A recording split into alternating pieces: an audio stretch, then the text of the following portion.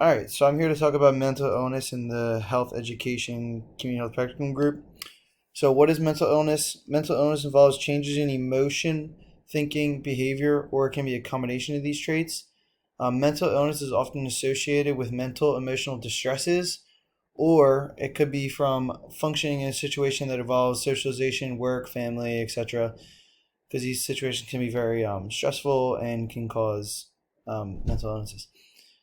Mental illness or mental disorders can include, but are not limited to, self harming, mood disorders, eating disorders, substance abuse, anxiety disorders, psychotic disorders, personality disorders, or dissociative disorders. So, a little bit about the prevalence of mental illness. In 1 year within the United States, 19% of adults experience symptoms of a singular form of mental illness. 4.1% of adults have a serious mental illness, and 8.5% have a substance use disorder. Some of the most common kinds of mental illness include anxiety disorders. These impact over 40 million Americans above the age of 18. Um, some examples of these anxiety disorders include general anxiety disorder and obsessive compulsive disorder.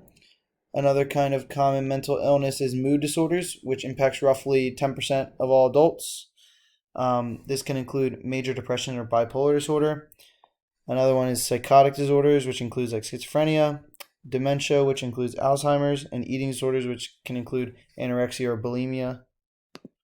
So, what is depression?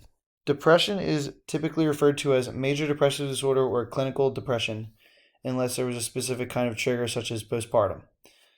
Um, Depression can cause symptoms that impact how a person thinks, feels, or performs activities such as sleeping, eating, and working. So it affects your everyday life. It is one of the most common diagnosed disorders in the United States. Researchers believe that depression is caused by a combination of genetic, biological, environmental, and psychological factors. So there's a lot that goes into depression. Some symptoms of depression. I'm not gonna insult you and read all of these, but as you can see, there are a lot of symptoms of depression, and usually a person that's diagnosed with depression needs to experience a certain number of these symptoms for a certain time frame. It's usually like 2 weeks. So some risk factors for depression in for the it can impact your biochemistry. So differences in certain chemicals in the brain can contribute to symptoms of depression. Certain medical conditions and or medications that the patient currently has may contribute to this also. Also, another risk factor is your genetics. You could just be born into a genetically predisposed to get depression. Personality can be a risk factor. So people that already have low self-esteem are overwhelmed by stress more than others, or generally just pessimistic people are at a higher risk for depression. And there are environmental factors that also can be risk factors. So if you're like abused or neglected, or you're always exposed to violence, you may be more vulnerable to suffering from depression.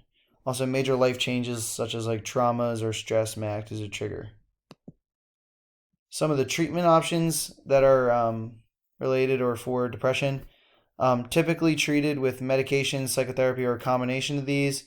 Some medications include like antidepressants, and they usually improve the way your brain uses certain chemicals that control your mood or your stress. They do not work immediately, which can be a downside. People take antidepressants and expect it to work right away, but it can roughly take 2 to 4 weeks to work. And 4 weeks is a fairly long time. That's up to like a month. So another treatment option is psychotherapy.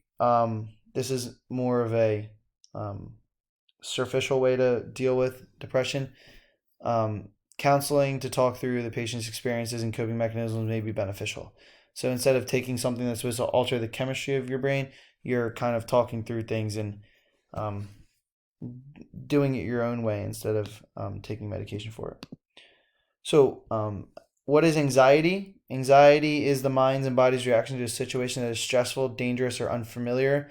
One thing to note is that anxiety is healthy, but people with anxiety disorders have anxiety at a much higher rate and so so much more severe than other people in like a certain situations. So they may people with anxiety may experience anxiety in situations where other people will not, and it can be debilitating. Some of the symptoms of anxiety, again, there's only a few here. So, feeling restless, wound up or on edge, easily fatigued, difficulty concentrating, mind going blank, irritability, high muscle tension, difficult controlling feelings of worry, sleep problems, such as difficulty falling asleep or staying asleep, restlessness, and unsatisfying sleep. So, some of the risk factors that go into play for anxiety, comorbidities. So, other diseases may lead you to be more anxious. Genetics, you could be born into it. Basically, you can suffer from anxiety through your genetic traits. Environmental factors, obviously, there's other things that go into it, like your family and other things that are going on in your environment that are going around you, your medical condition, your behavioral choices, and your demographics, like where you live or what you're disposed to on a daily basis. Some treatment options for anxiety include psychotherapy. This can be long term. Well, it's usually long term, and it teaches the patients proper coping mechanisms, how to alter behavioral responses. So this is the same way of depression. It gets away from the antidepressants and the medication to help stop it. It's you're learning to cope with it in different ways. The overall goal is to help regulate a person's emotions, manage stress better, and understand how their behavioral patterns impact their relationships. Again, you can still take medications which alter the amount of certain chemicals in the brain to reduce your symptoms of anxiety. And there's complementary and alternative therapies. So stress management, yoga, things like that can decrease anxiety. So there are some support services for mental illness. These can include, but are not limited to, online counseling, which is obviously new and well, not new, but it has come about greatly with COVID-19. People are getting more into online counseling, so being able to meet online and talk about your not your problems, but the things that you're dealing with, and seeking ways to counter this anxiety and or depression or mental illness. There's also a hotline that can point you in the right direction and kind of just get you through what you're doing. It'll point you in the direction of these support groups and online counseling and stuff like that. There are also support groups. Obviously, you talked about psychotherapy, and there are, again, online support groups and online counseling. And that's it. Thank you.